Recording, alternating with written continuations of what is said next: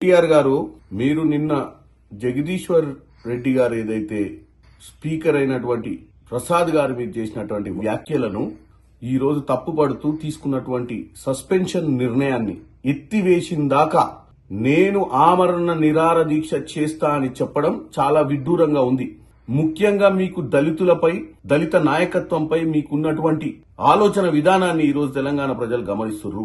ఈ రోజు మా స్పీకర్ ప్రసాద్ గారినే కాదు, మీ ప్రభుత్వం గతంలో గాని, మీ పార్టీ గాని ఏ రోజు కూడా దళితులకు విలువనియని పరిస్థితి ఉంది. ఉద్యమం నుంచి మొదలు పెడితే మొట్టమొదటి తెలంగాణ ముఖ్యమంత్రి దళితుడు అయితడే అని చెప్పి ఉద్యమం చేసినటువంటి మీ నాయన మీ కుటుంబ పాలన తప్ప దళితులకు ఏ రోజు కూడా పెద్దపీట వేయలేదు.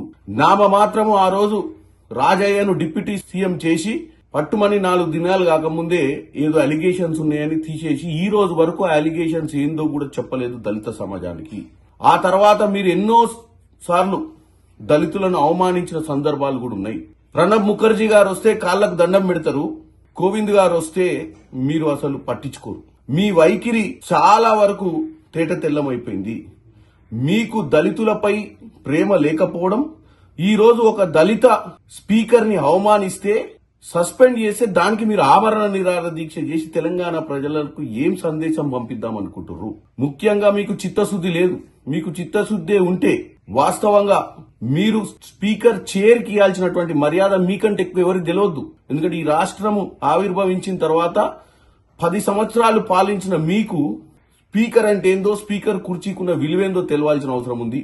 కాబట్టి కేటీఆర్ గారు రాజకీయాలే కాదు, ఇలాంటి రెచ్చగొట్టే ధోరణిలో మీరు ఏదైతే అసెంబ్లీని స్తంభింపజేయాలని, అసెంబ్లీ దగ్గర మీరు పోయి ఆమరణ నిరాహార దీక్ష చేయాలన్న పిచ్చి ఆలోచనలు మానుకోవాలని కోరుకుంటున్నా.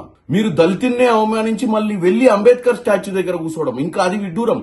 మీకు అంబేద్కర్ రాసిన రాజ్యాంగం గాని, అంబేద్కర్ రాసినటువంటి దళితులకు మంచి జరగాలని, దళితుల నాయకత్వాన్ని బలపరచాలన్న ఒక ఆలోచన లేని మీరు మరీ అంబేద్కర్ గారి దగ్గరికే పోయి మీ నిరసన ప్రకటించడాన్ని చూస్తుంటే హాస్యాస్పదంగా ఉందని తెలియజేస్తున్నాను.